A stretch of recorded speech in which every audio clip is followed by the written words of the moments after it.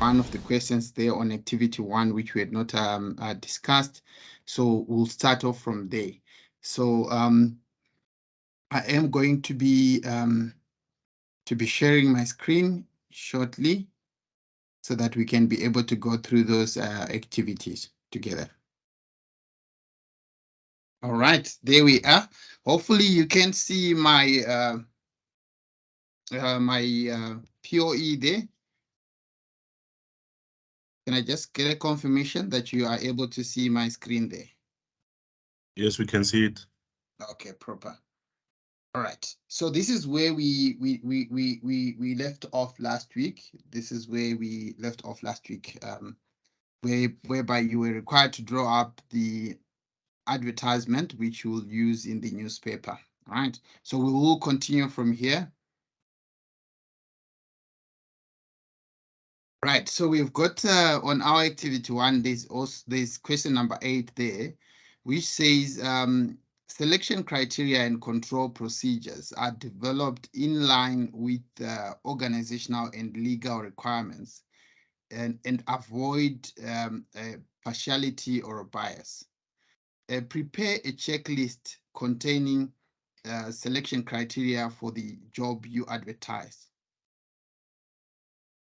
So what will be your checklist on the job which you advertised? Remember the previous question required us to come up with an advert, and on that advert, what will be your checklist?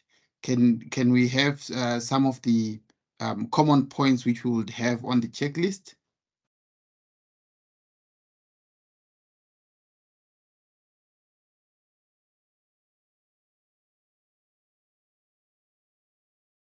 What will be the common points? Where is everyone? I think it's going to be your minimum requirements, your duties and responsibilities, Mm-hmm. KPIs, yeah, those kind of things. Okay, so your minimum end requirements, which is your education as well as experience, right? Exactly. Yes. And what else would you add on to this list? Please, guys, let's just share so that we can be done quicker.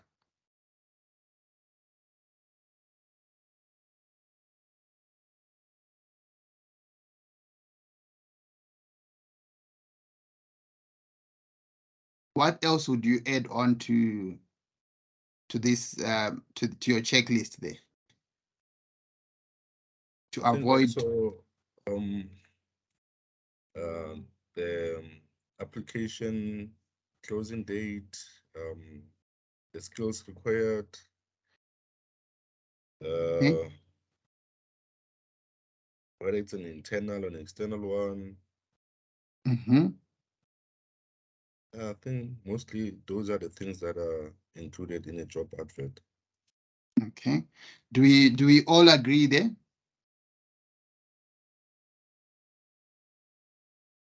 I guess people are Well, okay. Can I is it okay? can I pose the question again? You can pose the question. I'm just trying to get to number 8. Yeah, I'm just struggling here. Oh, I see. From your Yeah, documents there. can you just give us a second? I don't know if everyone is on the same question. Okay, it's on page It's number 8, 61. right? Yes, it's on page 61. It's on, Page 61. Okay. yeah. It's the last question on page 61. And this is for how many marks? Let me check. Where are the marks? Oh, 6 marks. So 6 pointers. Mm-hmm. See, Jaros was going quite well there. Jaros, if you want to repeat your answers, please. So your experience will be one of them. Mm-hmm. Qualifications. I'm just typing as we're going along. You'd rather do that because if you try and do it the last minute, then it's going to be a problem. So as we go, Just try and take some notes, for yourself.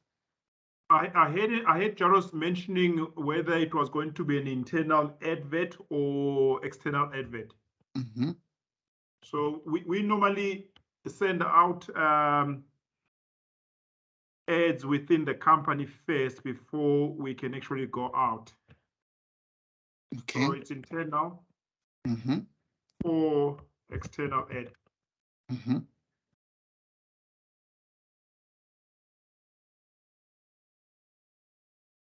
Jaros, you want to add more? You had quite a hand. I think he added more there. He stipulated the date, the closing date of the application, and I don't remember which was the other one. Yeah, I also don't remember it, but I think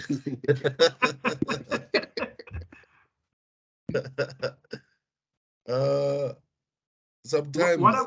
What about the salary that is being offered? Yes, you can also include that as well. You can also include or the grade, which grade the is grade. it? Oh, yeah. Yeah, because sometimes I notice that nowadays a lot of companies, they shy away from listing the actual salary. I don't know why. I think maybe they would want people to apply first, and then they would get to know about the salary later on. But yeah, you can. Yeah, I've been interviewing for a facilitator, and we have not even mentioned how much we are going to be offering. Instead, we have resorted to asking the candidates to send us their payslip so we can actually work around their payslip and see if we can match what they are getting. Oh, I see. Okay. Yeah, it's just trying to play it safe, because you might end up going for a lower candidate that is getting paid less than the other candidates. I mean, I've got a high scale salary from the candidates that applied for the jobs, but there is one individual that we're quite interested in. Maybe it's because he's getting paid less. Yeah, it's tricky. It's tricky. It is. It is. And now you'd opt for a cheaper candidate, but the person is not really the best candidate, but you're opting for that candidate because he or she is cheaper. Am I right to say that? Well, again, we're ticking the boxes. So it is a qualified moderator, meaning he's got assessor and he can facilitate. So we're looking for someone who can moderate and assess. So we're happy with that. Even though the experience is not the same as the other candidates. The other candidates are way too senior. Okay. And we worried that, I mean, with the senior guys, I mean, they're not going to last in this. They're looking for senior positions more than, to facilitate and then moderate as well. Okay, now I hear you. Okay, so I have a question from Tutuze. Yes. I just want to know, is this a new position whereby you never had a facilitator before? No, it's not a new position. We had two facilitators, and we went through the Section 189, and most of the people, they left. Okay, so we're trying to fill in those gaps. Yeah. Oh, I just wanted to know that if it has been there, maybe there's a set out pay grade for that particular position, so there's no need for you to get the candidate's pay slip so that you can match or try to adjust it. Because I believe that once we start doing that, that's whereby we're going to have a situation whereby people are facilitators but are not being paid the same. because of this one comes, you adjust according to what he was earning. I come as Jaros, you adjust to what I was earning. So then it gives, um, it starts that thing of doing the same Yeah, job but not being getting paid the same salary. you're right, Jaros. We do have that problem currently because we don't have a set grade where if you are in grade 5, you'll be earning between 10,000 and 15,000. So it's just based on your experience and your qualification. There is no set grade as such. Okay. That's nice. That's nice, eh? It's not nice. It's what Mulife has been Yeah. bringing up now and then that that's where the gaps are. We need to look into those gaps. But HR and payroll are working on that. It's going to take some time because we do carry some legacy salaries where they do not align to what everyone is doing. Oh, I see. Yeah, it's a work in progress. It's not going to be achieved overnight. Yeah, but definitely, I think you will find some resolutions on it. Yeah, we will find some resolution. I think the other thing that actually threw everything out of the job grades was when we took over another what is it called when we brought in ABSA, when we took an account from another company and we brought in guys. So they came with a different salary scale and it was way out. So once again, it was not aligning to what everyone else was earning within the company. So I see. it takes time. It's going to take time. You're not going to achieve it overnight. Definitely. Yeah. All right. So we have managed to come up with 4. Let's have two more on I've what got you 6. I've got experience, qualification, internal, external, advert, closing date of the application, salary being offered. Just waiting for one more. Okay. Job description. Job description. Yes. You know that's also has to be on the advert. Yes, that's correct. Ability to work as a team. Yes, you can add that if the position requires. I think all positions nowadays you need to have that ability to work with other individuals. Yes, correctly. You can add that onto your checklist. So I think we have enough now. Let's move on. All right. So we are now on question 9. So write the first draft of a recruitment and selection plan that ensures effective and efficient recruitment and selection. Make sure that you address so you need to address these following points: timing, resource allocation, contingencies, methods of recruitment, verification of information, selection, right? So on this, how many points do we have? And also nature and medium of communication and feedback. So how many marks does this one have here?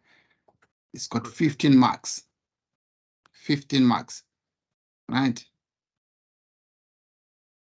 Right. So what points would you discuss on timing?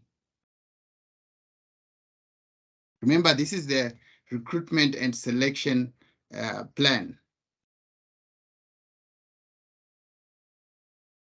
So it means it's a plan. Yeah. So on timing, you need to state the period you're going to run the program. I mean the advert for. How long you're going to run the advert and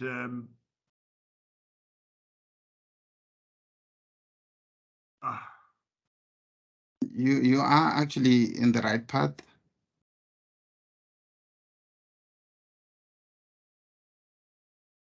So your opening date and the closing date for the ad and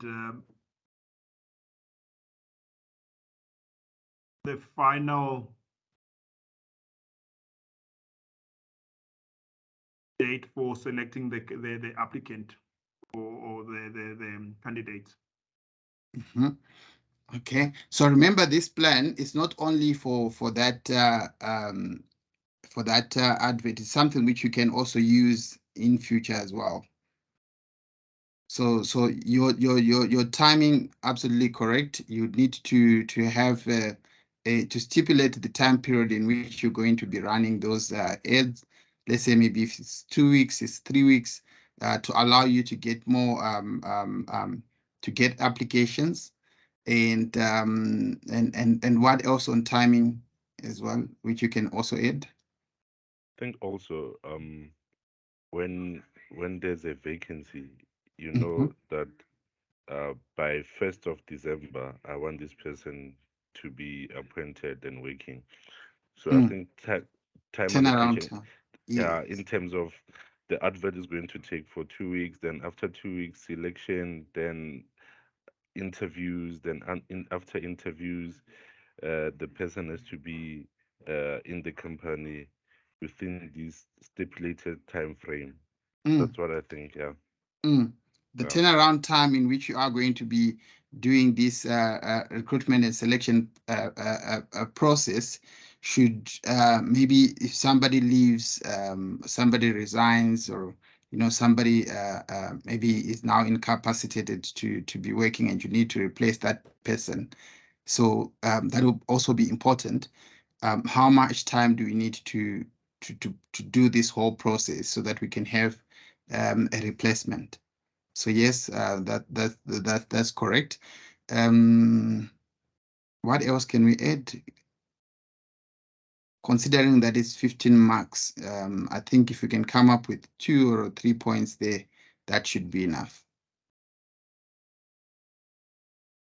And on resource allocation.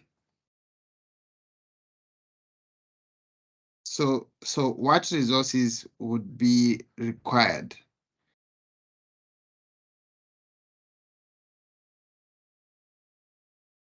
What resources would be required in this recruitment and selection process?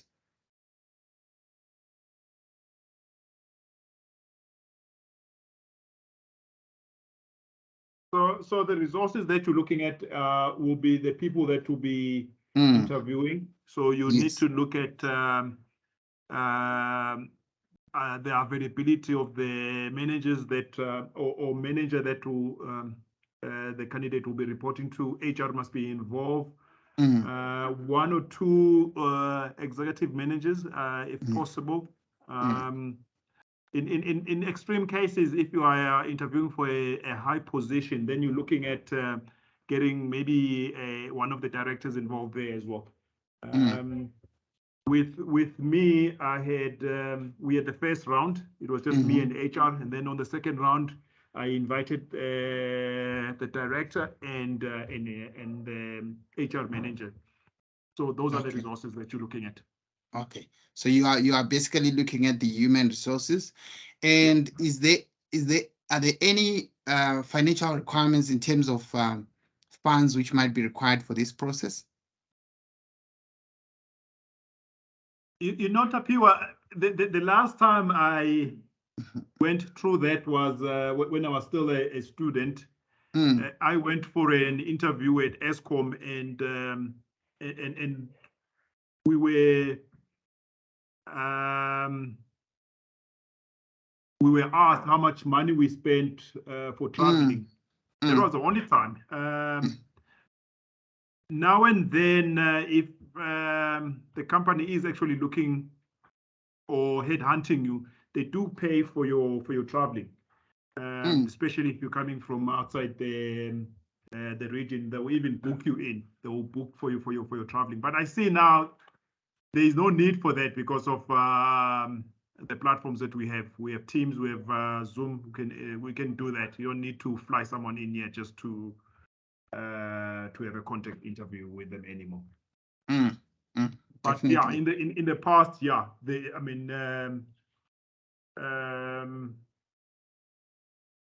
financial resources were put in place. Yeah.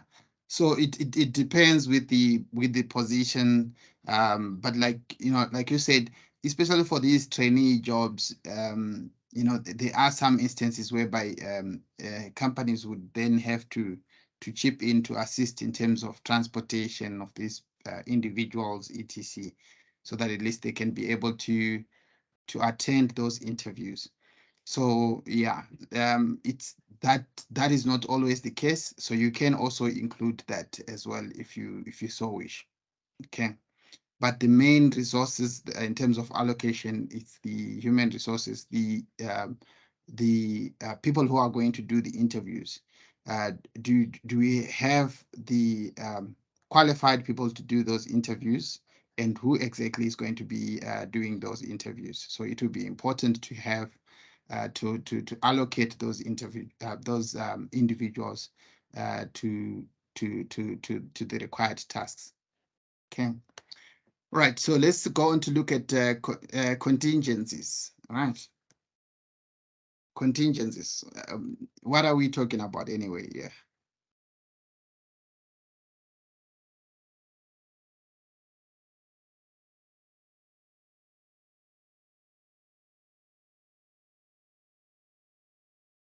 So contingencies will be what you're going to put in place should you not meet the requirements, or should you not find the correct candidate for the job. Mm-hmm. What contingencies are you going to put in place? Are you going to extend the job interview to, or you're going to go back to the market and extend your time or your period of application? Mm-hmm. Maybe relook at what you are offering. Mm-hmm. Yeah, I can just think of that for now. Yes, that could be also be another issue. Sometimes you can actually fail to get the right candidate because of what you're offering is not exactly what is being offered on the market.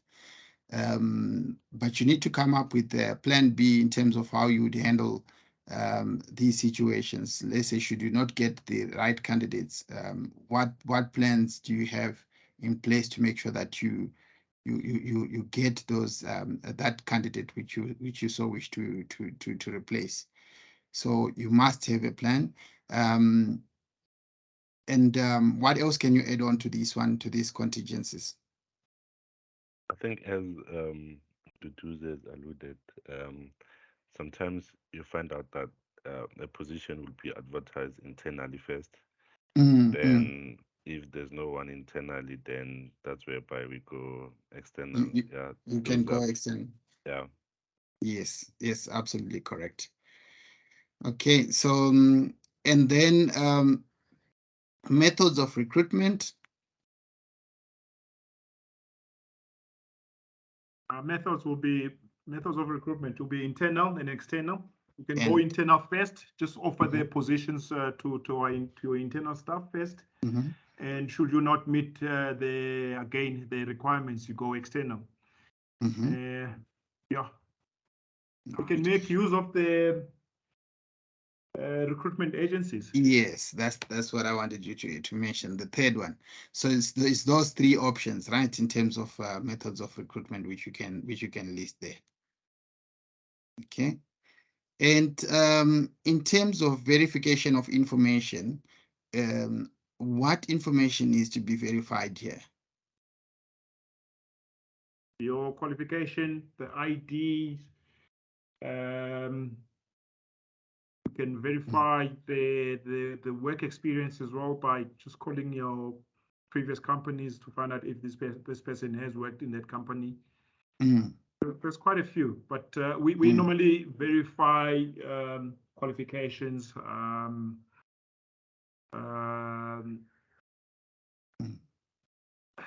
What do you call it? What do you call it? You guys do that a lot. You guys require that from the banks if they have any criminal records. So that we verify. Oh, okay. All right. And like your educational documents, how do you verify that? We use what MIE. There's a company that actually runs. We use an external company to do all the checks. Okay. All right. I know Kroll also does that. Yeah, we used to use that. I think they've moved over to MIE or something like that. Okay. All right. Okay. Now that's that. And then in brief, what will be your selection process?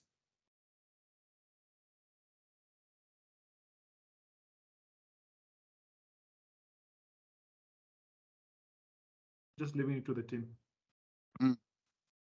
I think I'm talking too much. I think the others are still rusty. Um, but please let's share information. Let's share information. Kwena, you have been very quiet. Would you want also to share information with us? Okay, remember we only have got 2 hours which we have to cover today. So let's share information so that at least we can be able to cover more tasks, more activities, sorry.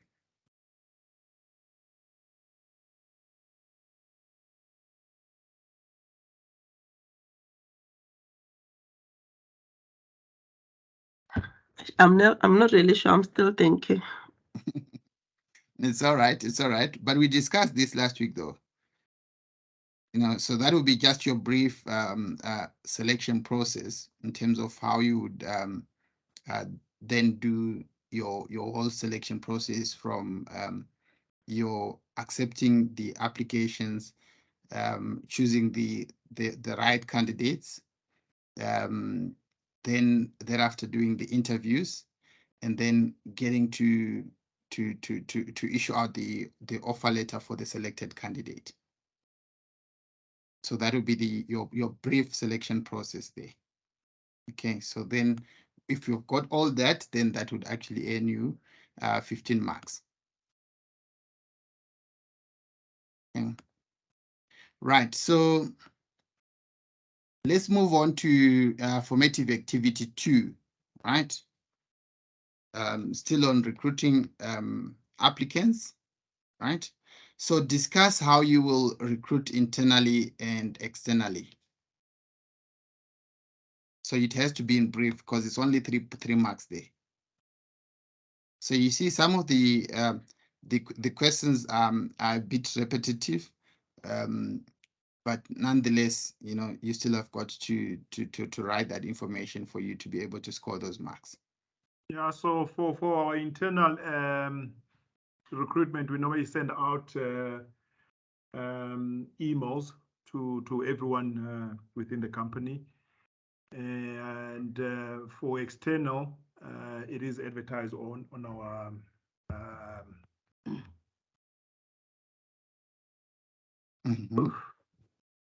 it can be advertised on the via the recruitment agencies. It can be advertised on the company webpage or through the newspaper as well. Okay.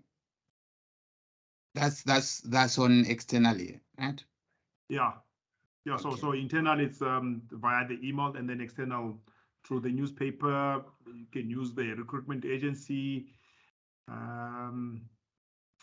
company webpage. I don't know if yeah. Okay, great. All right.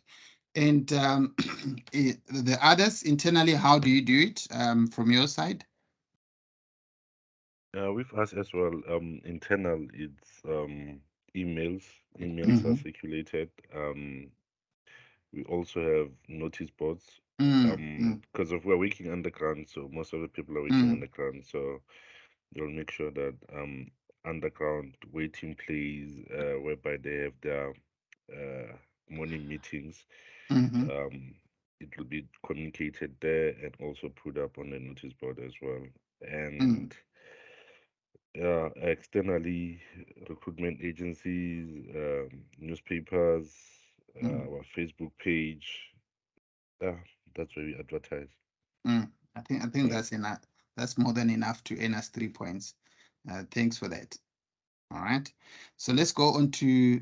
Oh, I think I skipped another one. Let's go on to number 2. Discuss how you will deal with responses from. Discuss how you will deal with responses to your recruitment action in accordance to planned control procedures.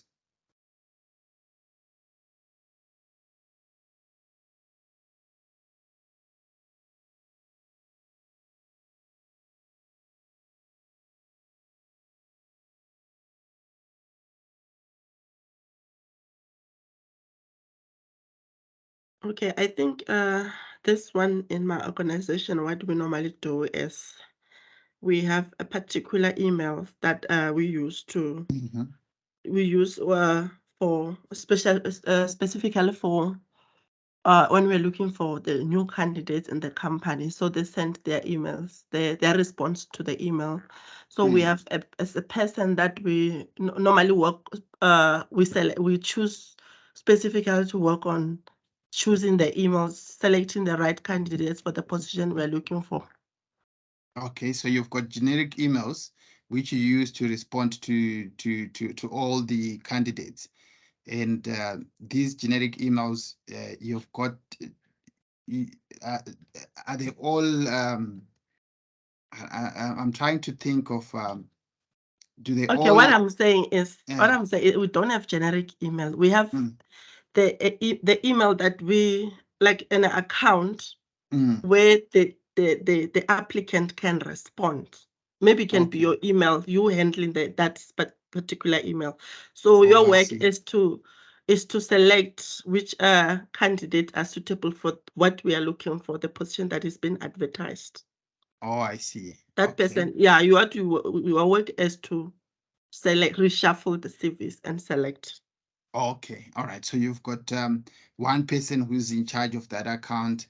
The all the emails which would have come through, that person will sift through and select the right candidates, and then those candidates will then be called shortlisted to come for an interview. Yes, for the next stages. Yes. Okay. All right. No, that's good. And the others, is it also the same process which you also do? Thanks. So from our side, obviously you will get a list of all applicants that have applied through the set email address. We use jobs@tcm.co.za. And we'll pull everything from there. Again, we always look at the opening date up to the closing date. And from there, we start screening, and only the ones that meet the minimum requirements, then we start doing telephonic interviews. And again, we will shorten it to a minimum of about 50. I mean, we round it off to about 50, and from 50 again, we do another selection until we get to the correct numbers that we are looking for. Okay. All right. So whatever process which you respond to your applicants, you can just describe it there in brief. Remember, it's only 2 marks, and then you're done. Okay. Let's look at number 3. Right. The initial screening determines if applicants meet the critical job specifications and requirements to expedite the departure of unsuitable applicants. Explain how you will go about the initial screening process. What will you be looking for? It's 3 marks. Yeah, we'll be looking for qualification and experience. Experience, 2. So we've got 2 there. The third one?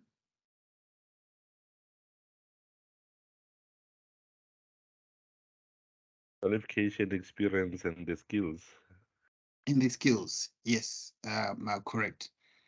Okay. And whichever important item which you can also add, but just 3 will be enough for you.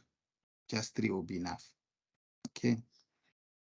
And let's go on to number 4. Discuss the corrective actions you will take in the initial screening. Does not okay. So discuss the corrective actions you will take if the initial screening does not elicit the desired responses. So it's got 3 marks there. Extend the period of recruitment. Yes, extend the period of recruitment. You can reach out to the recruitment agency to assist. Yes, you can But also that reach comes, out. that comes with a price. So most of the time we try and shy away from that because it's more expensive to. It's costly. It's costly, yes. Just to run an ad for 3 weeks, there's a set amount of money that you have to pay the agency. Okay. So there's 2 there.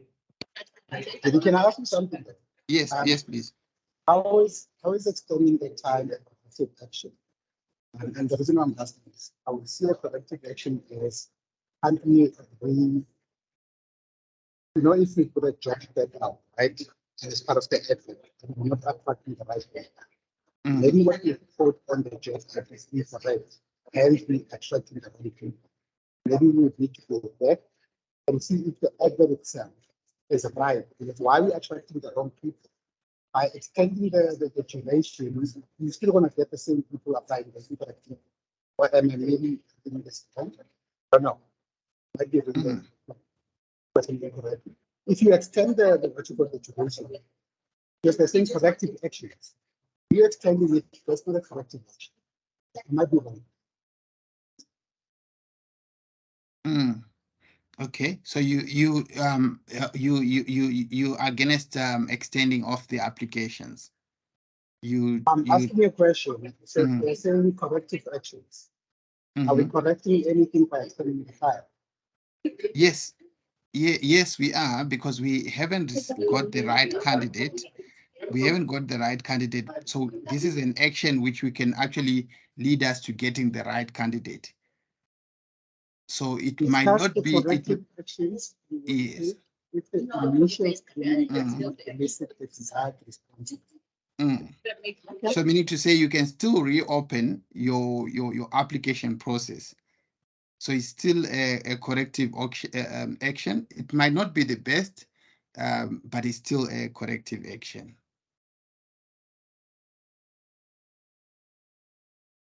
Maybe add more to the job description in the advert.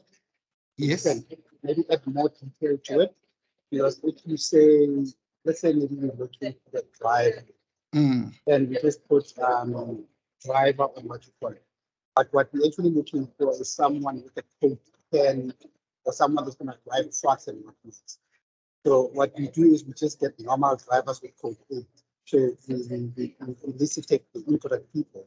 Maybe adding more to the description by saying that we send you the driver, but the driver needs to have code 14 or whatever. And so many years of experience. Then we're targeting the right people. Maybe add more to the job description.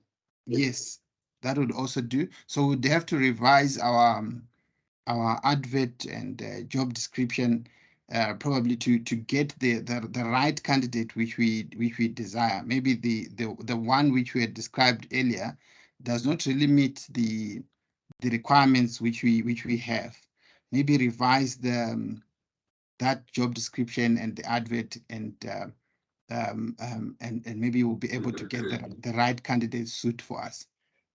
Yes, that could be also another action. Thanks for that.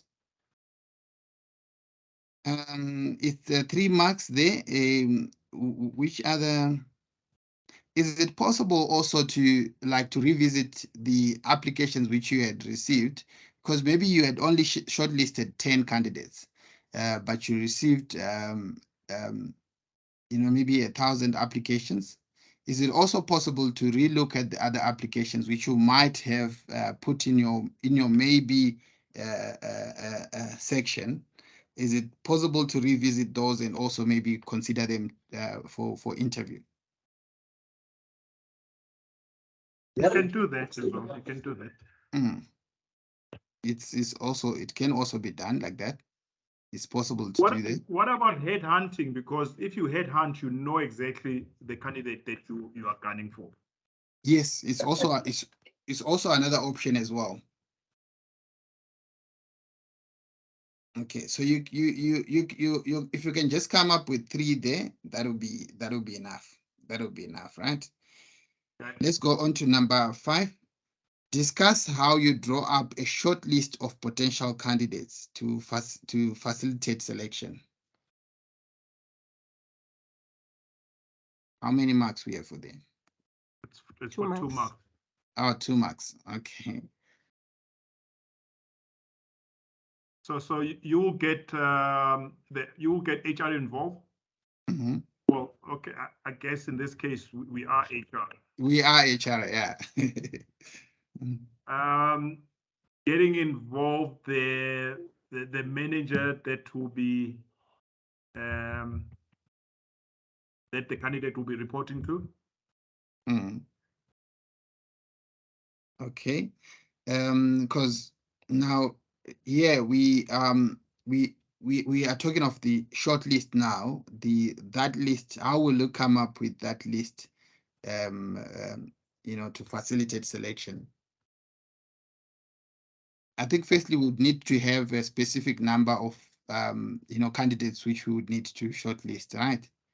And then we only select those who would have met the criteria requirements. So in terms of the points which we listed above, which is your education, skills, and experience, right? So I think you see, these questions are not clear. I've just went and answered, and now it's not what we're looking for. Yeah, okay. You guys are trying to trick us here. Not really. Not really. How you draw up a short list of potential candidates to facilitate. Yes, at the end it says to facilitate selection. Yes. So I think you are thinking too deep. You are getting too deep into things. It's just a simple question. So you don't need to be too technical. Just approach it from a simple point. You don't. Happy, let me ask you a question. Yes. So if one was to say, interview the candidates and then put them on the shortlist, would that be considered correct? Or interview, yes, that could also work. So it will be the first maybe telephonic interview, or maybe to do the first round of interviews. Yes, maybe first round of interviews, then you have a second round of interviews, then maybe you have what you call vetting interviews. Yes, that's how you draw up your shortlist. Yes, that's right. That would also do. What? That would also do. If considering that you have got maybe 3 sets of interviews or 2 sets of interviews, that would also do. That may be you only do the short list after the first round of interviews. But in a case whereby maybe we are only going to have 1 round of interviews, what would be a way forward for that?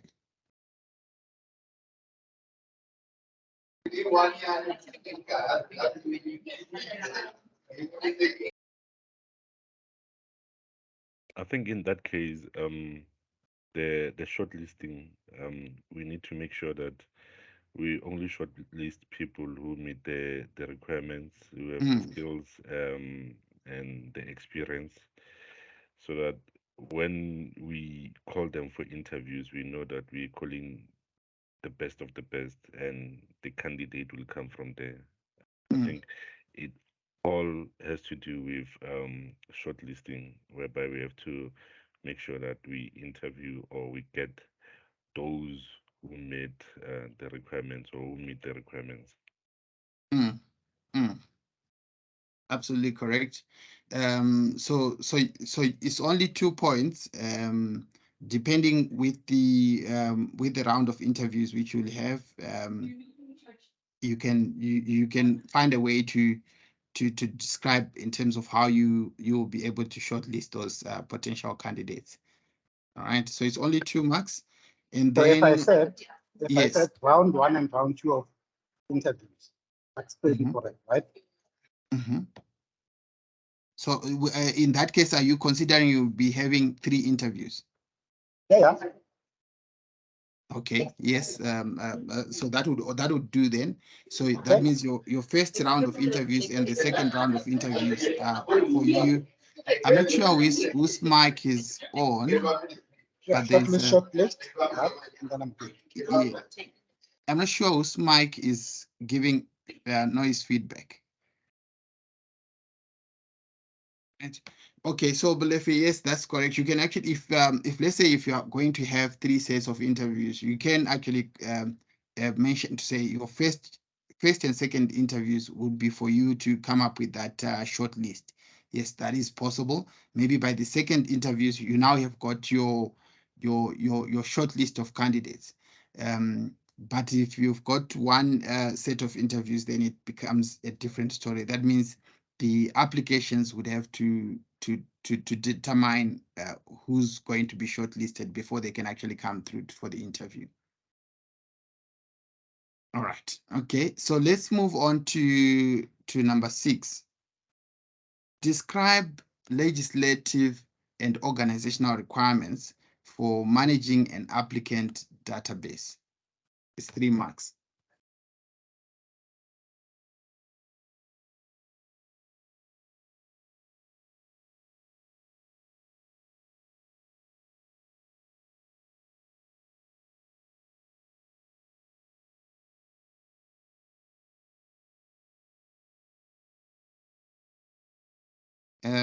Let's.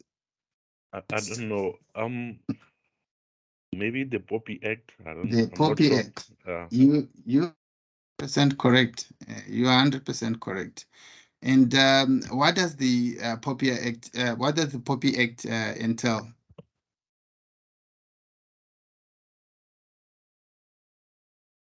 So the POPI Act requires us as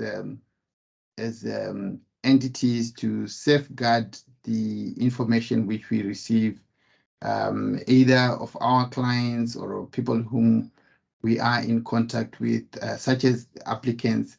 So we are supposed to safeguard that information, and also it also does not. It also safeguards us in terms of it safeguards the applicant in terms of us being able to keep that information safe, and we are not supposed to share that information with anyone. So if now, how do you go about informing the applicants that their information is going to be safeguarded? To send out a disclaimer to them first that whatever personal information that you share with us, we will make sure that we don't go out and share it with anyone else. I think what I've also noticed that in most of the organizations, they now have that disclaimer on their emails. So it's also one way of making sure that there is that constant reminder to say that your information is safe with us. It will not be shared with other individuals. And then as well, what I've also noticed is on some of the forms, like your organizational forms, there is where you can actually you sign up, you actually tick to say, you know what, this information is only for use for this process, for this application process, and it shouldn't be used on any other matters or any other promotions or something else.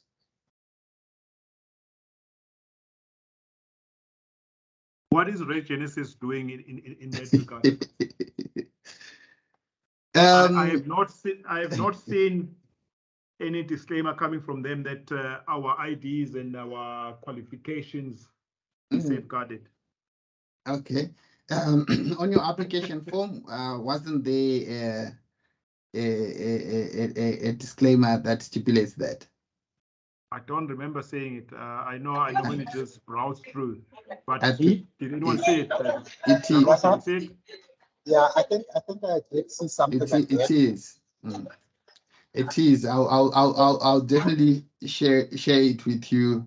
It says that I'm not able to access the application forms, but I know it is. I've seen it before. Please do share it, because the other learner class was taking Salimu and Vutali to task because of that POPI Act. Okay. Yeah, no, it's yeah, they could not refer them to anything that says that you are protected. Is Vutali still here? yes, he is. He is. Yeah. But I will give you assurance. I will give you assurance. Luckily, I have worked in admissions before, so I think I'm across that. So I'll check for you, and I'll definitely share with you. I'll definitely share with you. Thank you. All right. All right. So that's one of them. Here is 3 points. So if you list and describe that, then it would give you 3 points there. But what else can you?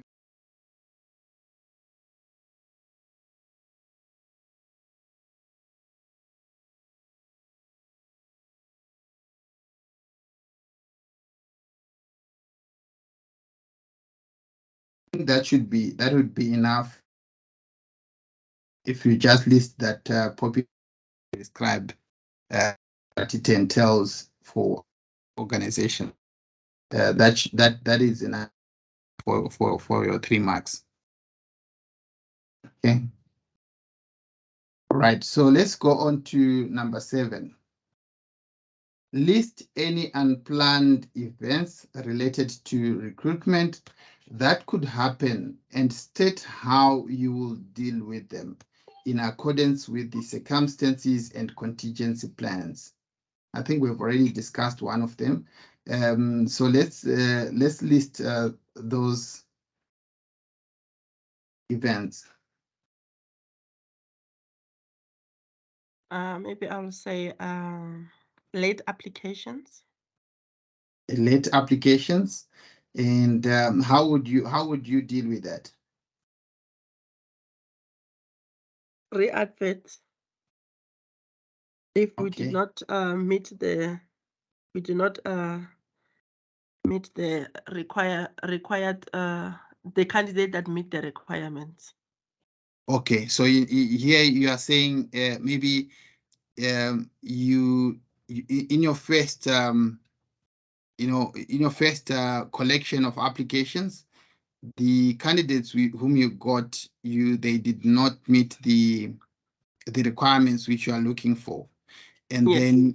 then your how to solve that, you then open up, or you open up for late applications. Yes. Yes, that is correct. Yes, you can do that. And which other event can you mention?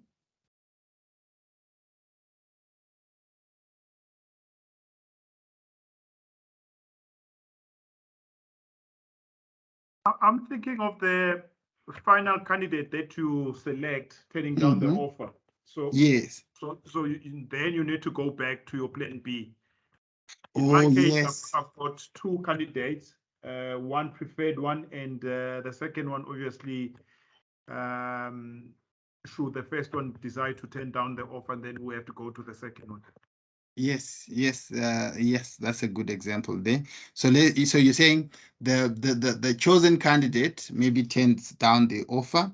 What then happens? How do you rectify now the process?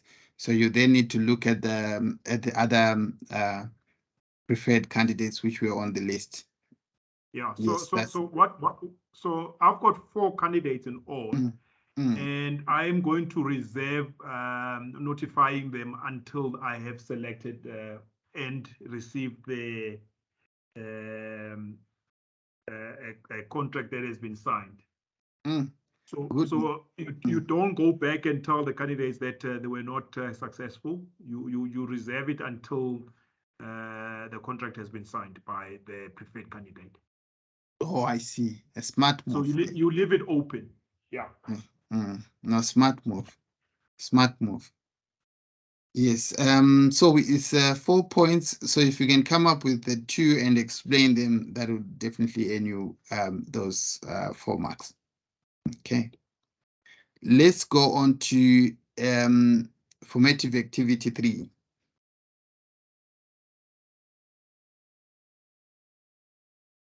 Right. So question 1, describe how backgrounds and qualifications are validated using appropriate verification methods according to the plan.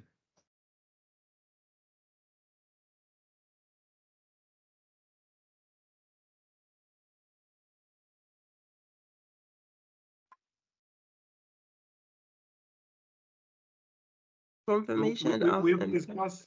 Sorry.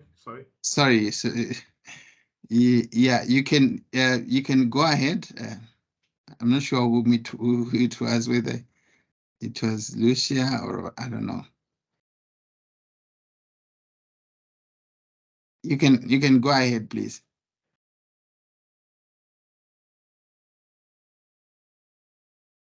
I wanted to say before the method of validating, we normally confirm, we do confirmation of employment, date, month, and year.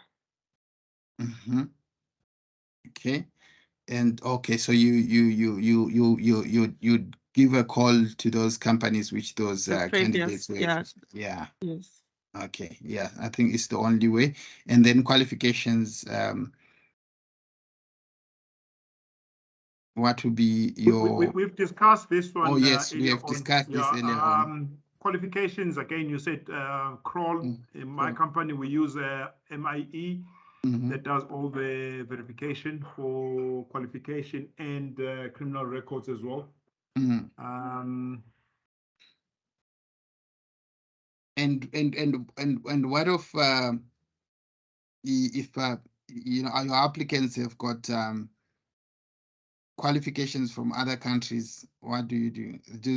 Do those companies also still verify as well? I think I guess they do. I guess it's not just within South Africa, but it goes broad. Yeah, they do. They do. As long as the institute is listed, you do have those fly-by-night institutes that you cannot even pick up on on your verification. No, that's true. So I think that would be yes. Oh, with us in the mining industry, most certificates are issued by the SETA, which is the MQA, Mining Qualifications Authority, and we have access to the system. So if a person comes with a certificate, we can simply log on to the system and just check that's easy. if it's valid. And some other certificates are issued by the DMRE, your blasting certificates and so on. So you can easily call them and they can verify. So that's what we are doing currently. Oh, that's it. That makes life easier for you there. Yes, it does. Okay, no, thank you for that. Right, so I think that will be enough to earn us 2 points, and explain how candidates are assessed against the requirements of the position you advertised. So we have got 2 marks. Qualification and experience That's in the again. terms. Yeah. Okay, so you said qualification and experience? Yeah. Okay, and then, yes, that's correct. And which other one? I think Molefe said something just now.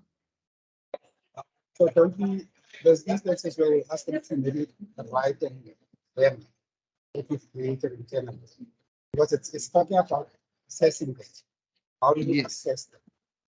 So like giving you the paper to say that we've got the experience, how do you assess that experience? So we put them through a test, and then from the test they make out. Okay, so you can do like a test, a practical test, or like those what do you call them? Those psychometric tests.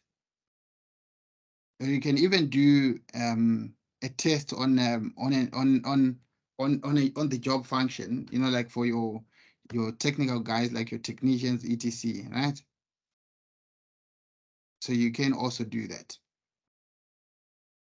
So it all depends with the position which you would have mentioned in terms of the assessment which you will then use here. So remember, you have to keep in mind of the position which you advertised. So it's a continuation of that advert which you mentioned earlier. So you need to come up with an assessment which is suit for that advert.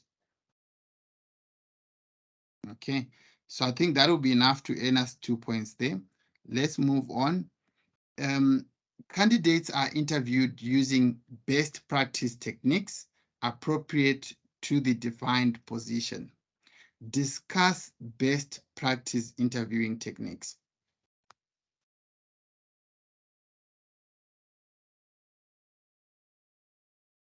Your phone interviews. Your phone interviews, yes. One-on-one interviews. One-on-one interviews, yes. The panel interviews as well, or group interviews. Panel interviews or group interviews, yes. Practical assessment interviews. Yes, that's also correct. So it's only 4 marks there. I think we would have already scored more than. Right? Right. Let's look at number 4. Which of the following interview questions are not allowed and why? Right. So let's look at the interview questions which are listed, and then we can confirm if it's not allowed and why. Right. So for those which are not allowed, we need to state a reason why that is not allowed. Number 2. Okay, let's start from the first one. What are your strengths with respect to making decisions? Allowed. Allowed. Yes, correct. You can answer that one. You have an unusual name. What nationality are you? Not allowed. Definitely not allowed. But truly, I think I've come across But this why one. though? It's a valid question. Yeah, I think I've come across it, but it's not allowed though. Already you are discriminating. By saying unusual name, yes. You're discriminating. You're discriminating. What's unusual? Yes. Okay. I've done it before, by the way, so now I know. Yeah, no, at least we are learning. I've also come across it, you know, like whereby the person goes, Tapiwa. What does it mean? Where you from? Yeah, I'm also experiencing the same thing. Like Jaros, what's Jaros? Where are you from? But Jaros, Can you tell your us, name Jaros, is where are so you from? popular. Say again. Your name is very popular. People think it's a nickname or From something. Trompies. Yeah, From yeah, yeah. Trompies. And it's actually a biblical name, eh? It is. Really? I thought it's like from, you know, remember back in the days we used to have for those who used to listen to Kwaito music, you know, Arthur Yes. used to sing that wait, Gyros, you know, that I thought maybe it's like a nickname, you know. I thought so too. Yeah. Oh, it's a biblical name. Like Oh. What your does it mean? Mark. Where are you from, Jaros?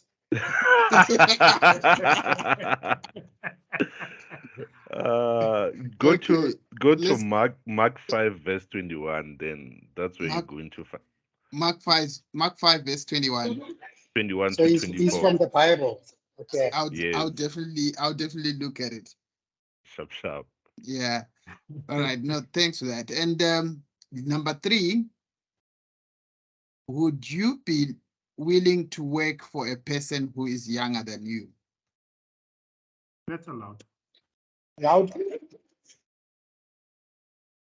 Allowed or not? Not allowed is discrimination.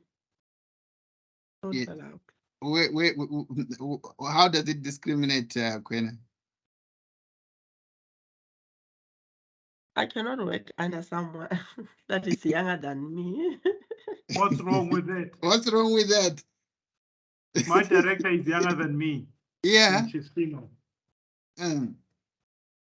No, it's allowed. That one is allowed. That one is That allowed. one's allowed. It's allowed. It's allowed, that one there. All right, let's go on to number 4. Are you physically able to do this job? That's allowed. That's Allowed. allowed. Number 5, describe how you would handle a complaint from an upset customer. Loud. Allowed. It's allowed. It's allowed. Right? Describe, number 6, describe your public speaking experience. That's allowed. It's allowed. Yeah, it's allowed. Number 7, are you supplementing your household income? Not allowed. Keep that now.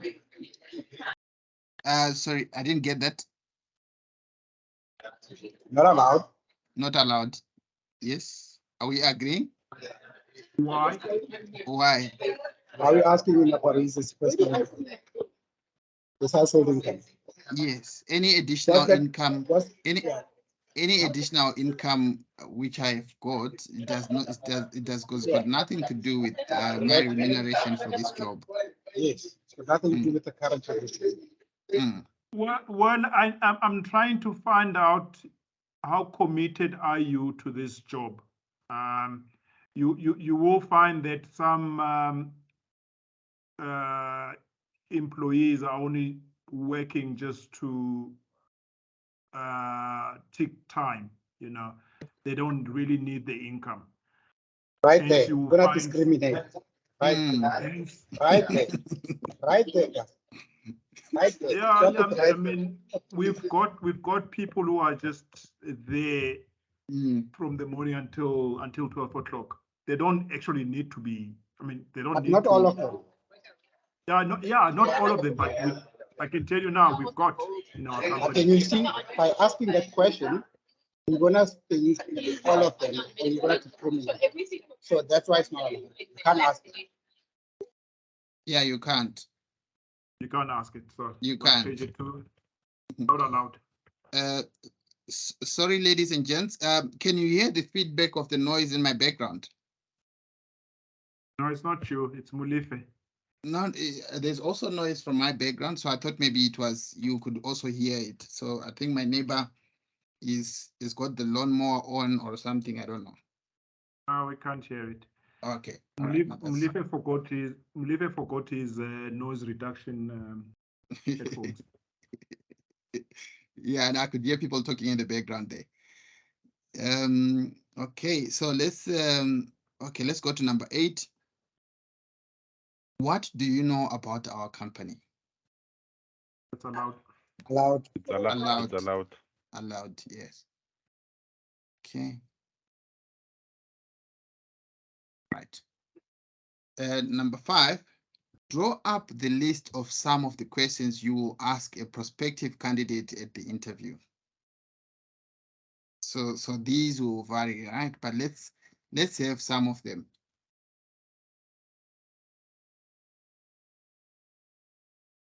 So there's quite a lot which you can actually come up with here.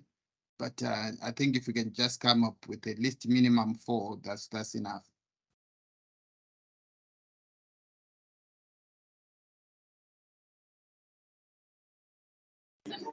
Can we maybe ask what their preferred remuneration would be? What is their preferred remuneration? Am I right? Yeah. Yeah. Okay. Yes. That's one. What else? Your strengths and your weaknesses. Your strengths and your weaknesses. Are they comfortable with traveling? Are they comfortable with traveling if the job entails traveling? Yes, that's a good question. And why do you want to leave your current job? Yes, that's also a good question, because it will determine also the chances or how long they are likely to stay within your organization as well. Okay, so the list of questions here are endless. Yes. Your current position, highest qualification.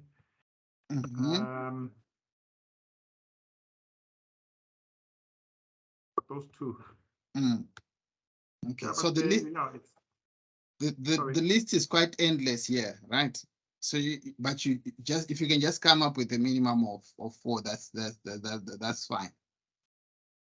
Okay, so let's go on to number 6. Okay, so now this will actually require us to have a role play. So the only way we can do this, unfortunately, we won't be able to do it in class, but the only way we can do is to pair ourselves.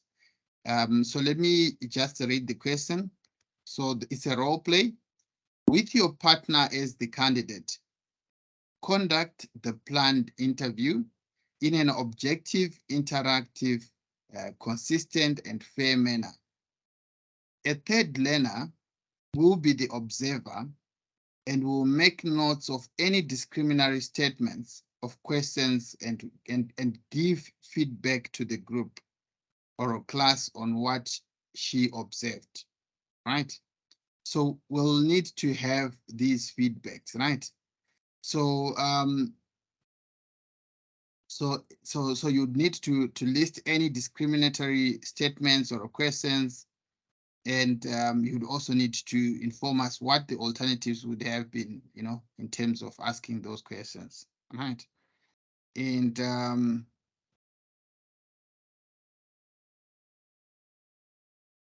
right, there's also a form which you have to complete there. So whether so did the learner remain objective during the interview? Did the learner conduct the interview in an interactive manner? Did the learner conduct the interview in a consistent and fair manner? So you need to confirm whether yes or no, and then you also need to put the comments, right?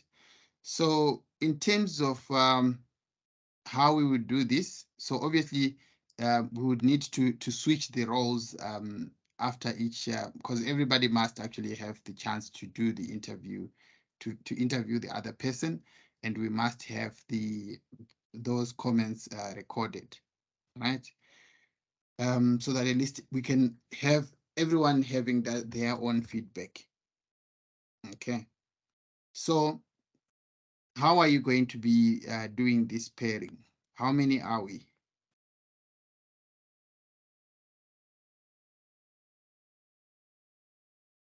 Can we not just list, I see under discriminatory statements, can we not just list discriminatory questions? Because I've just gone and listed them there, and I've also listed what would have been the alternative question. Or you can do that. That would also save you time. Can we see your POE? I don't have rights to say. The man has already almost completed this whole POE. Yeah. I suspect. I suspect he has already completed. So for discriminatory, I said you look older than your age on your identification. And another one is, are you male or female? And the last one is, you do not look like a South African citizen. So for the identification, I said, please confirm your age instead of saying you look older than your ID or your age on your ID. And then for the gender, where it says, are you male or female? I said, please confirm your gender, because yeah, nowadays it's not easy to tell. It's not easy to tell. Yeah, you can't just assume. Yes. Can I ask a question? Yes. Yes, Molefe. Is it not the same, especially the one with gender? I mean, if you're sitting with a person and you say, can you confirm your gender? Is that not going to come across incorrectly? Sorry, if you are sitting with? If you're sitting with a candidate, right? You're sitting with this candidate and you say to the candidate, can you confirm your gender? The statement sounds right, but is it not going to come across as yeah. No, yeah, no. You know, the issue of gender nowadays is quite complex. It's complicated. You know, you might find yourself on the wrong without you know, without thinking, because sometimes you can just I can refer you as a he or as they, yet you don't recognize yourself as such. So it's quite yeah, it's quite complex. Better left, maybe not asked. Sometimes you can even, I don't know, you know, it's complex, but you'd have to find a way of you know, trying not to label them from the onset, unless if they have confirmed. Rather ask which gender they prefer to be classified under, than to give them put them in a box and say, yes, are you female? Yes. Yeah. Yeah, I think that's the best way to go about it. You know, just ask from the onset before you assume. It's the same as the next one, the nationality one. Yes. Some employees, I will think they are white or colored, only to find that when you look at their status, they regard themselves as another nationality. I've been caught off guard so many times. Can I just add to that? My wife is South African. A lot of people will think that she's colored, and people will start looking at her country, and she's called one. So I've actually seen this one. Can you repeat that, Malif? I didn't hear that one day.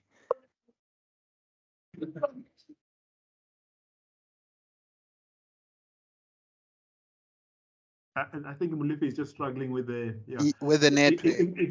Is it possible, Molefe, if you can just type it, and then we can read it from there? Yes, Molefe. You can also type it in the chat box there. All right. So thanks for listing those questions. That's actually how it's supposed to be done. So there's a lot which you can actually come up with. So it doesn't necessarily have to be the ones which have been listed by Mr. Mdu. You can come up with your own. There's quite a number you can create, and so instead of you know, having to pay up, I know it might be, you know, to find time to do that might be a little bit difficult, you know, considering your hectic schedules. Okay. So let's see how we can do that. So should we agree that that's what we are going to do, or you'd want to do this role play thing? Be happy with the role play. You're happy with the role play, right? Okay. All right. Without. So without. Okay. Yeah, no, I think it will save you time. It will save you time. And also the thing is you know, you are in different setups, and you might not be able to find time to do that unless if we're going to do it in class. But now the problem in class is going to take up our time. Imagine if we are going to have each and every one of you interview the other, then that means we are going to be needing maybe more than 4 hours for that. Okay. All right. So you can create that, and then now you need to have an observer signature and the name of that signature, or the name of that person, and the observer's designation, and their contact details. So you can just find anyone who can actually sign for you in your workspace. They can go through your what you have listed, and then they can sign for you, and then also put their contact details. That is fine. Okay. So that should earn you 6 marks for all that work. All right. Yeah, guys, you have to excuse me. I think I'm gonna drop very soon. My battery is running low. All right. Okay. Okay. No, it's fine. Same as the Mulife. Mulife, I think he said the same thing. His battery is running low. It's gonna drop. All right. I think we are almost done with this activity. I think we will move on to activity 4 as well, but it's on record, so you can also access it, right? Right. So number 7, a short list is drawn up to reflect the results of the assessment of candidates. How will you justify the selection of candidates for the short list? To be based on your qualification and the experience. Another repetition of the questions which we have answered above. All right. Draw up the email you will send to the shortlisted candidates on the outcome of the process of the and arrangements for the next stage. So these are your shortlisted candidates, right? So you're now drafting an email to send to those candidates who are coming through for the next stage. So what are some of the things which you will need to include in that email? Can I read my email? Yes, please. So it will be, dear candidate, thank you for taking time to interview for the job title or whatever job that will be. We enjoyed getting to know you. We have completed all of our first round of interviews. I am pleased to inform you that we would like to invite you for the second round of interviews with our executive management. That is perfect. Short and brief.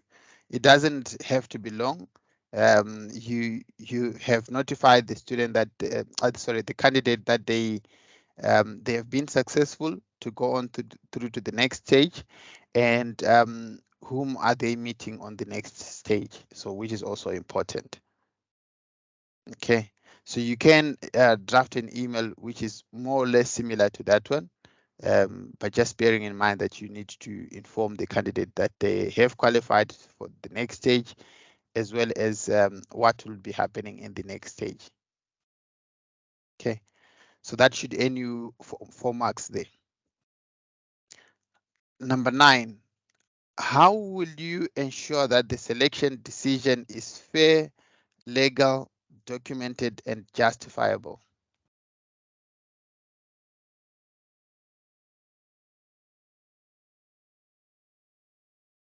How can we ensure that the selection decision is fair, legal, documented, and justifiable?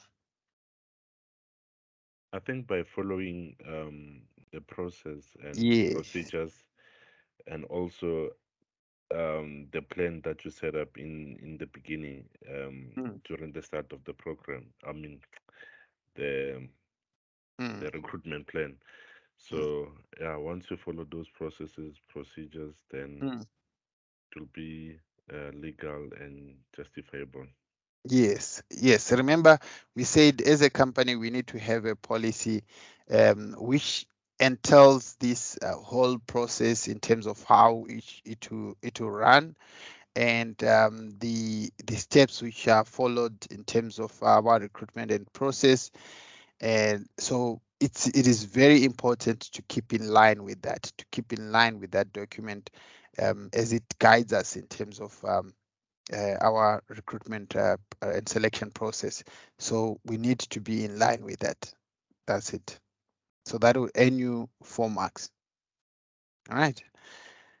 Number 10, feedback is relevant to the inquiry and the job requirements and is given to both successful and unsuccessful candidates tactfully according to the planned time framework and legal requirements. Write the email that you send to the successful candidate. 4 marks. What would you include in this email?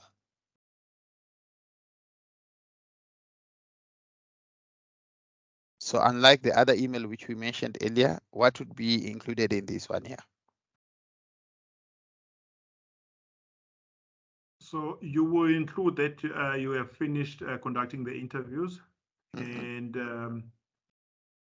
you will also mention that the position has been offered to the best candidate, even though you ticked all the boxes, but we had to run it. Well, not run it.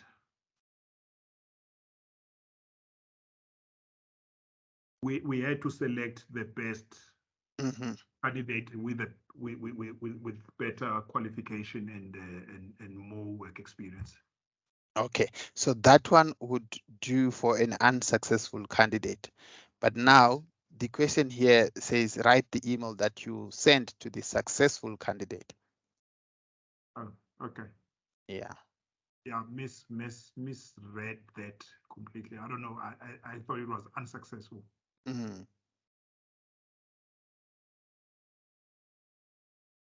I also think the person who set up this question wanted to say unsuccessful, but yeah. So it will read, dear candidate, thank you for attending an interview for the position at our company. We have finished conducting interviews and we are delighted to say that we feel you are the best candidate for this position and would like to offer you the role.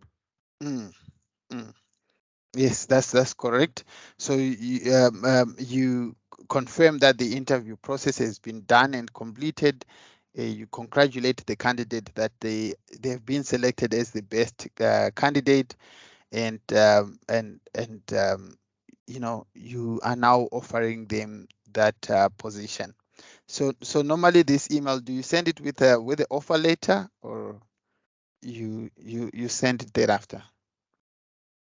You send it there. Some people or some companies will send out this email first. And then if the candidate is interested, then we send the offer letter. Because you'll find that you know, the interview, the selection takes almost a month to 2 months, and by the time we reach out to the candidates, they've already moved on. They're no more interested. So first, you test the water to see if they are still interested, and if they are still interested, and then you follow up with the offer letter. Okay, yeah, no, that's absolutely correct, and I think it differs from organization to the other. I know at Regenesis, I got that email, and then thereafter, it was the issue of money. You know, we had to negotiate on the salary, and that took almost another 3 days. Also, you know, emails back and forth, and yeah, then finally I then got my offer letter with the agreed income. Yeah, you're quite right.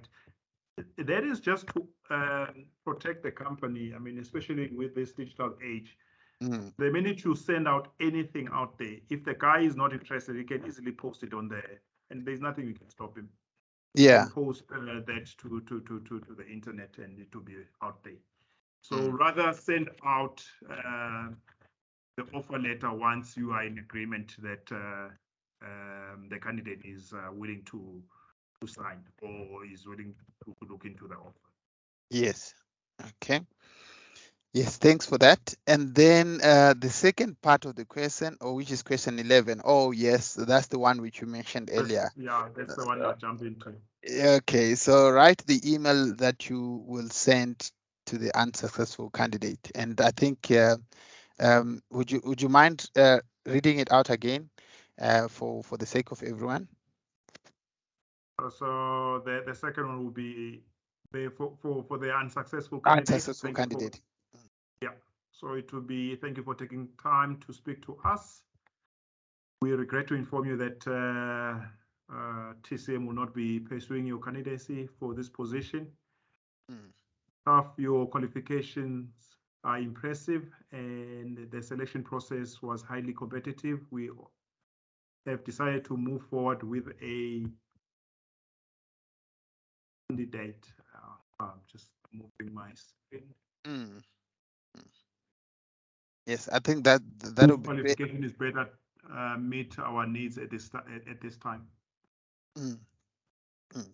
And I've seen also sometimes they always put that sentence at the like at the bottom to say we'll keep your CV in our database should any other suitable positions arise in future. But that's I think that's it's just a courtesy statement. Well, again, should it's a contingency plan. Should the other candidate decline the offer, you're not closing the doors. You're keeping the doors open. You want to have those doors open, and you can just reach out to him and say, listen, the other candidate did not accept the offer. Would you be willing to to discuss or take the offer? Yes, correct. And okay, so that should be enough to earn us 4 points. Thanks, Mdu.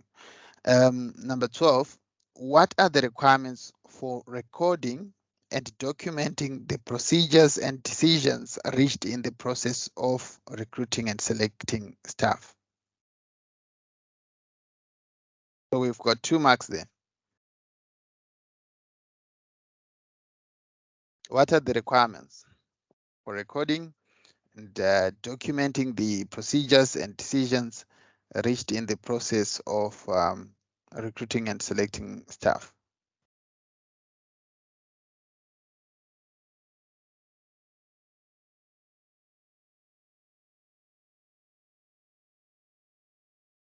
The selection policy? The policy. Yeah. So it has to be, we have to check if everything has been done in line with the company policy, the company's recruitment and selection process policy. And we need it has to confirm that the whole process which we have done is exactly as in line with our policy. That's it. What happens in the case if there is no policy like that? If there isn't any policy like that, would we have such a situation? But I think in line with what we are studying, it will be best to have such policy in place. If there isn't, then you need to create some, because that's what we are learning here, to be able to do that, to have such documents or such policies in place. So because it safeguards us as well should any dispute arise. Tapiwa, yes, with regards to disputes, I just want to find out, let's say I'm the unsuccessful candidate. Do I have the right to request for my scorecards and just to see how well I performed? Yes, you have got the right. You have got the right to ask for that, but what you will not be able to access is how your other candidates did. So you can get yours in terms of how you performed, but you won't be able to now access the other candidates. So I don't know. So it will be, in most cases, it will end up being useless in terms of what will you use it to base your reasoning of why you should have got that job, because you don't have access to the other candidates' information. Okay. Yeah. I'm sorry, man. I just stepped aside for a second. Are we talking about the case scenario where the candidate was not successful and Yes. So Jairus was asking, as an unsuccessful candidate, do I have the right to ask for my let's say maybe scorecards in terms of how I fared in that recruitment and selection process?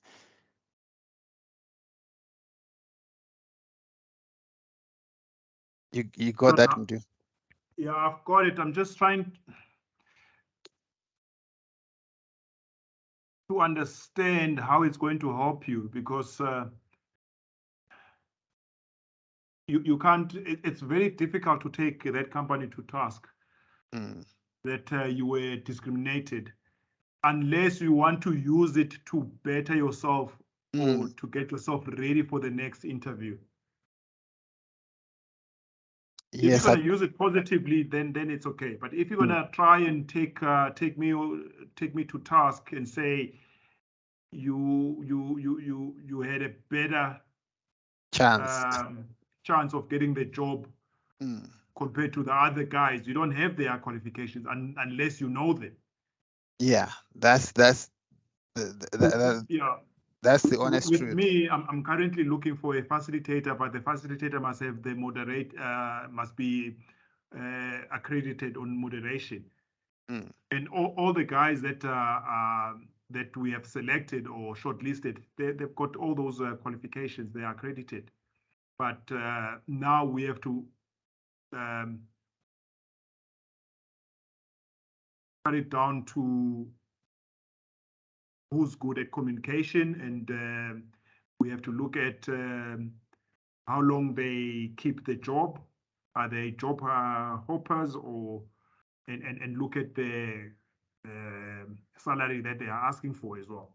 So all that will count. Yes, in your interviews, is there a union rep or someone who represents the EE committee or something like that? No, we have not invited them. Even a shop steward?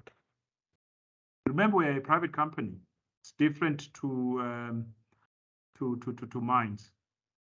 So there's no shop steward. We don't have a union. It's a private company.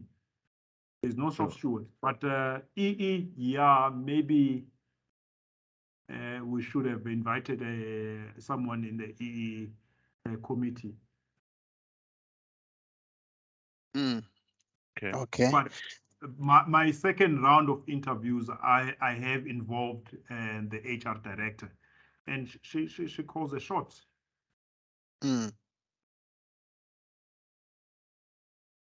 Yeah. No, I think because I've seen also recently that the unions are also getting involved in the interviews as well, and yeah, but I guess it depends with the setup of the company. Like for our organization as well, we don't have a union. I've never heard of any union there. So there is no union at all. No, there's no union at all. It's private companies. Yeah. I know of one institution which I worked at previously. There was a union that was at Pearson Institute of Higher Education. Nehau was involved, and yeah, but they only started getting involved after there was an incident which happened, and so people felt maybe they had to sort of like protect themselves, and that's when they joined that organization. Yeah. Yeah, you're right. I mean, if you look at my company, at some stage, I used to run my own interviews with no HR, no or second manager. So I will bring in my own people. So now, yeah. So now that we become very strict. We get HR involved. I don't even get involved with calling candidates anymore. So everything just goes straight to HR. So there must be there is a process that needs to be followed, just to make sure that we protect ourselves and we make sure that we bring in the correct candidates or employees. Yes. All right. Let's thanks for that, gentlemen. Let's go on to number 13. Unplanned events are dealt with in accordance with the circumstances, and contingency plans are initiated. What could go wrong at this stage of the process, and how will you deal with it? Give at least one scenario and how you will deal with it. I think that's also a repetition of the question. It's a bit repetitive. We have approached this question before. Am I right? Yeah. Okay. So if you look at the questions which we have explained before, we have already done this one. Of the those unplanned events and how you would deal with such a circumstances. So you can just repeat that same information there. It's fine. Okay. We have got 15 minutes left. Can we go on to formative activity number 4? All right. Chiefs is starting now. Okay, let's just do maybe up to number 2. I think to number 2 or 3. Okay. Let's see how will it allow us. Okay. List at least 3 types of jobs or job titles in your organization under each of the following categories. Permanent employees. What job titles are there which you can list there? So for me to be the facilitator, technical, and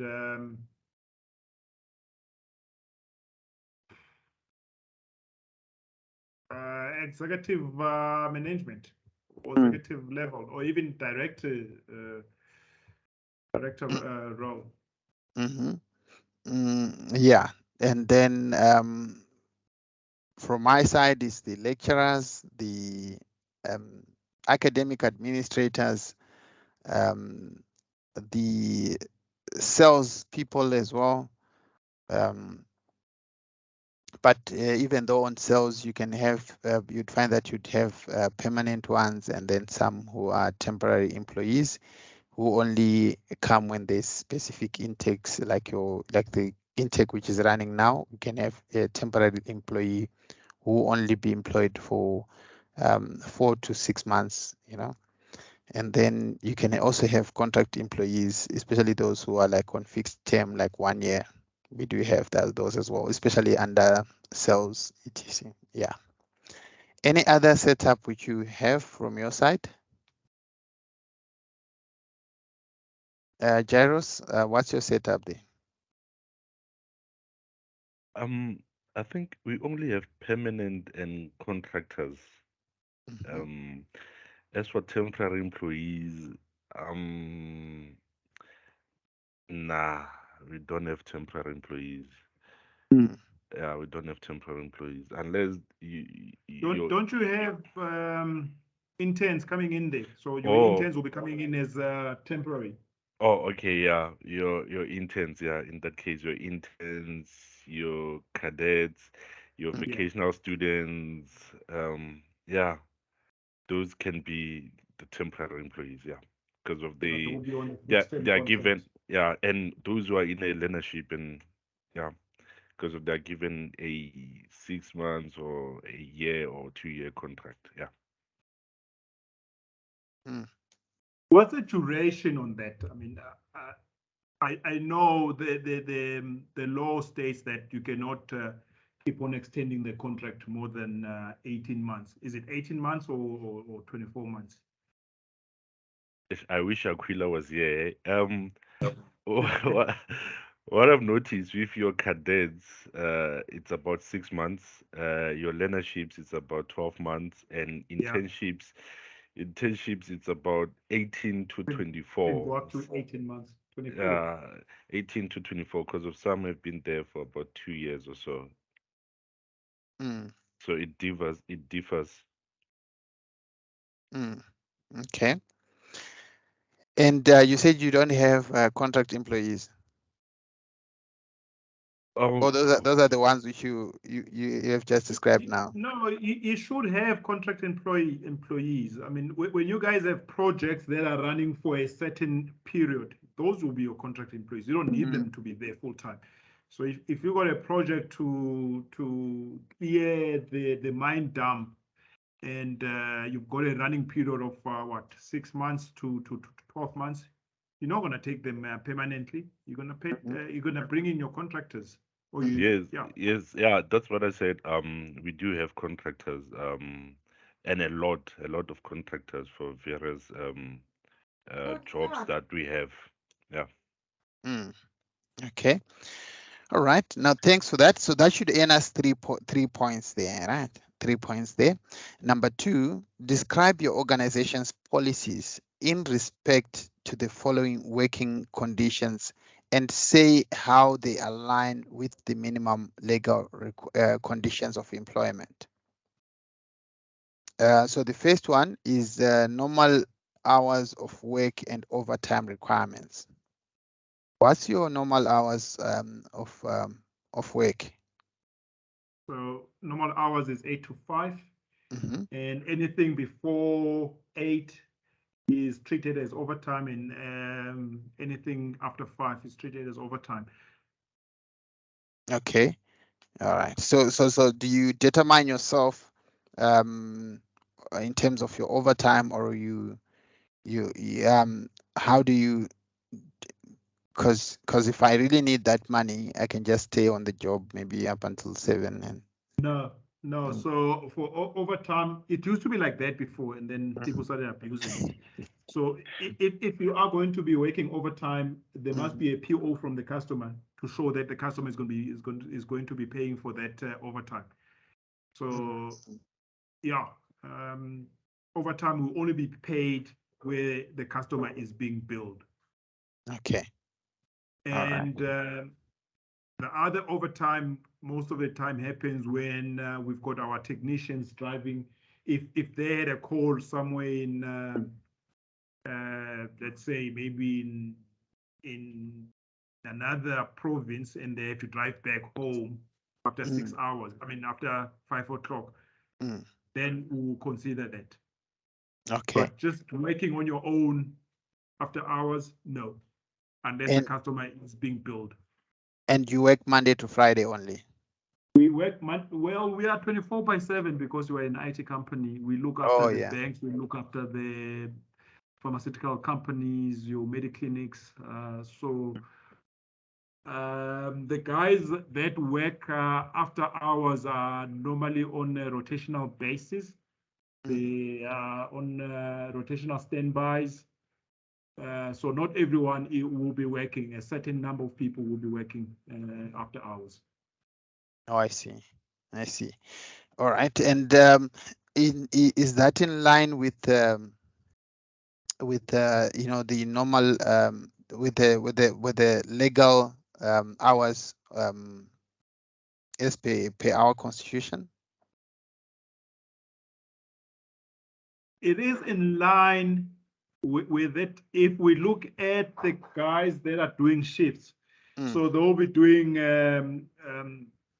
a 6 to, or I think from 5 until whatever in the morning, and they'll do it for what, 4 days, and 4 days work and 3 or whatever. I mean, I don't know how it works, but it is on the policy that you work 4 days or 5 days, and then you take time off for so many days. So it is structured in that we comply to the law. Yes, yes. I also think it's in line. If you look at the number of hours as well, 8 to 5, and so all the weekends are considered as overtime then. Yes. Okay. All right. And then public holidays. That's overtime as well. That's overtime as well. Okay. And the others, is it also the same? Jairus, what's your setup in terms of hours? In my department, it's 7 to 4.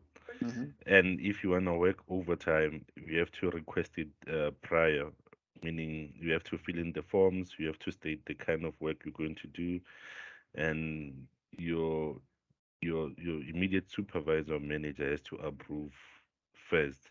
But if you just stay after work, they won't be paying it. It's not overtime. And on weekends, yeah, we work Monday to Friday. But the guys who are working underground are working Monday to Saturday. Some are working shifts. They are even working on Sundays. So yeah. And as for public holidays, it's overtime as well, double pay. Sunday work overtime as well, double pay. And your leaves, annual leave, we are given 35 days.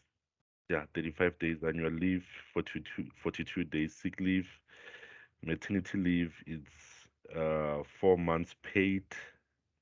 Family responsibility leave, it's 3 months. Yeah. Okay. And Kwena, is it also the same from your side? What's the setup? Oh, okay. With on my side, I work 8 hours a day. And then if I have to work overtime, I don't just request. The manager who will be managing the project, if he see that there is a lot of work, they ask me if I'm available to work for overtime. Yeah, and I also get 21 days annual leave. Annual leave. 12, Okay. yeah, 12 days sick leave and 4 months maternity, 3 days family responsibilities leave. Okay. All right. That's wonderful. And so do we Let's all cover that sick leave, Tapiwa and everyone else? Because with us, we get a 30 days in a period of 3 months. So that works out to about 10 days in a year. 3 years, 3 years, not 3 months. Okay, so now can you repeat that? Do you get how many? So we are allocated 30 days in a period of 3 years. Thanks, Faye. And that works out to about 10 years. I mean, 10 days in a year. Oh, I see. And us is 36. 36. Yes. How does it work for you guys? 36 in a year. In a in 3 year cycle. Oh, okay. And it works out to how many in a year? 12 days. Ours is 42. Yes. In 1 year, it's 42 for 1 year. For 1 year. 1 year. 42 days for 1 year. And sick leave. 42 days sick leave for a year.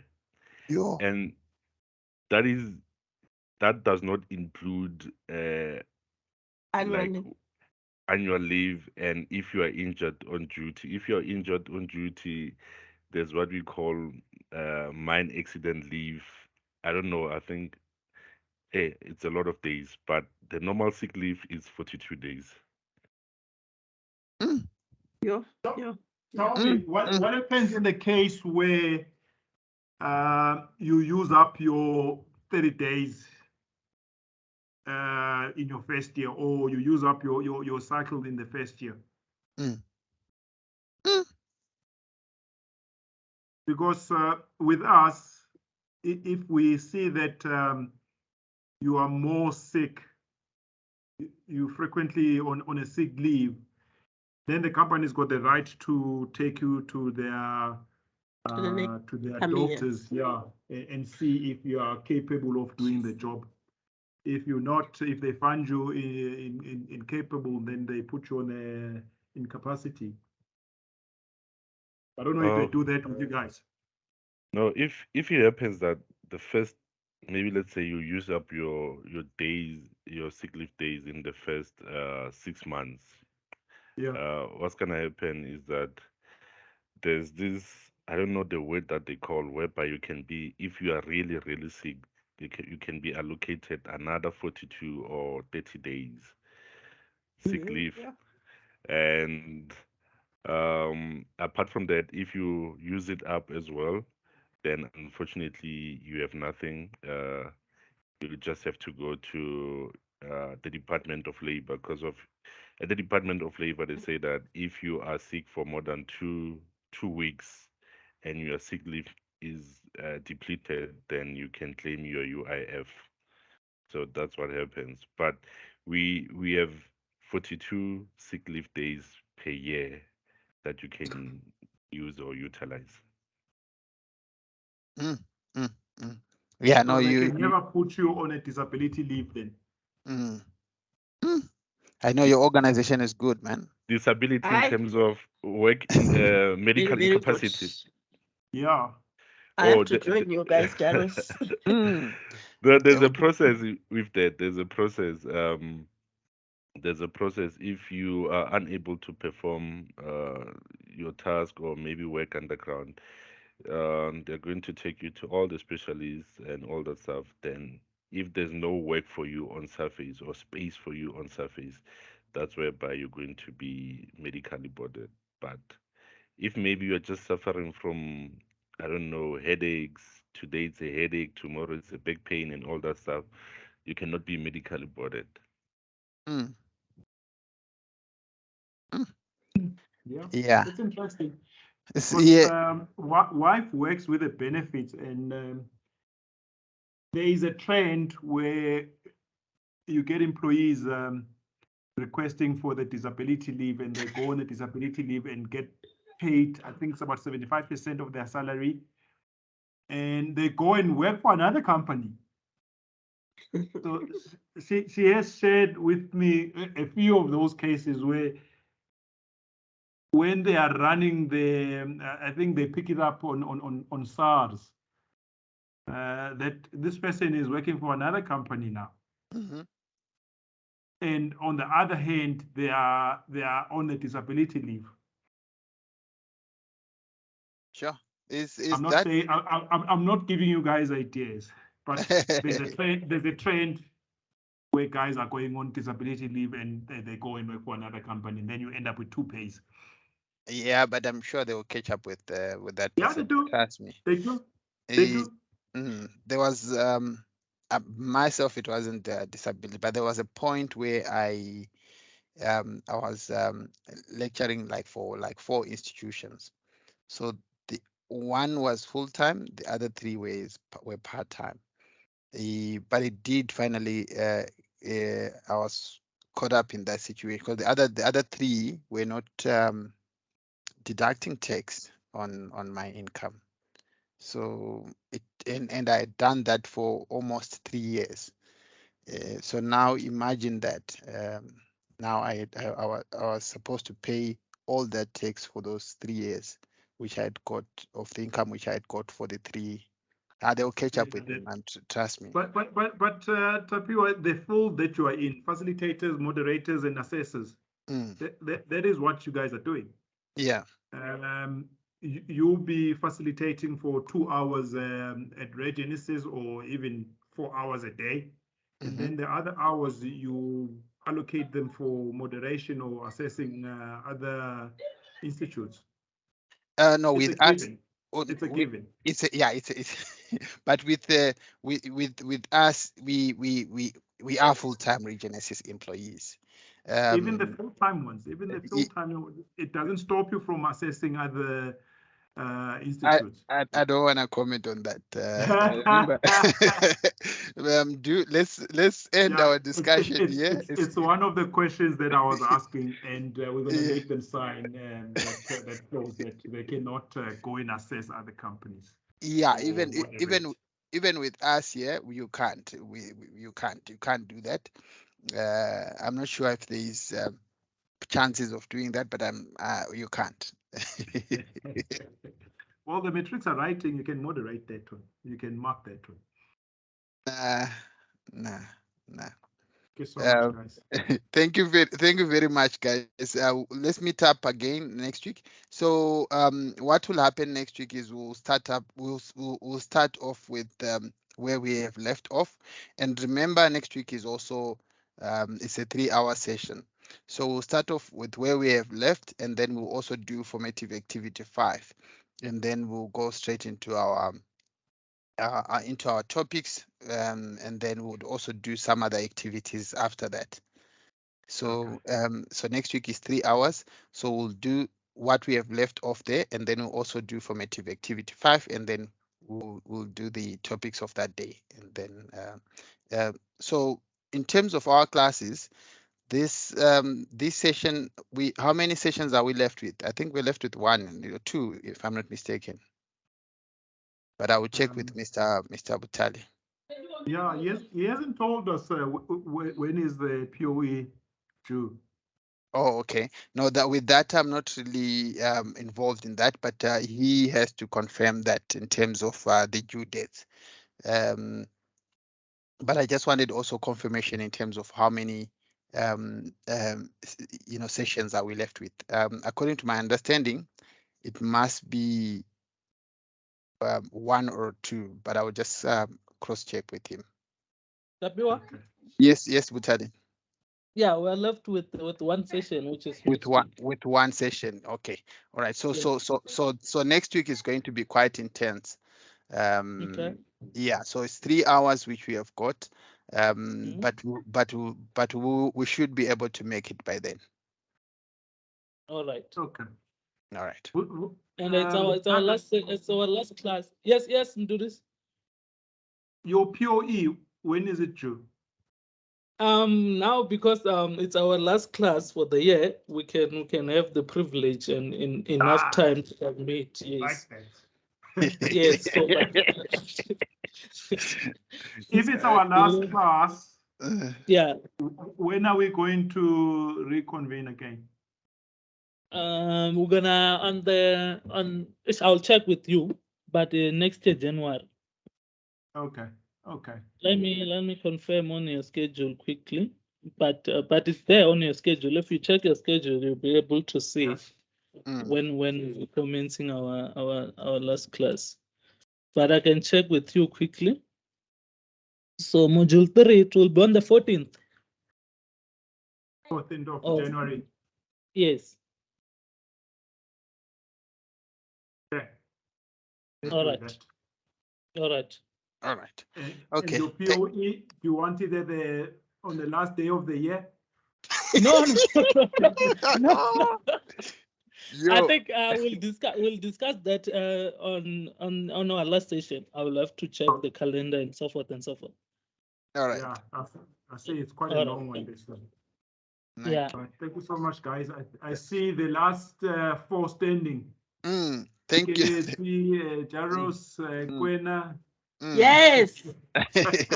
Thank you, Dudu. Thank you. Let's meet up next week. Thank you very much, guys. Yeah. Okay, cheers, bye. Cheers. Thank you so much. Cheers, Bye. guys. Pirates. Let's go. Yes. We in. Yeah. Yeah. Cheers, guys. Cheers.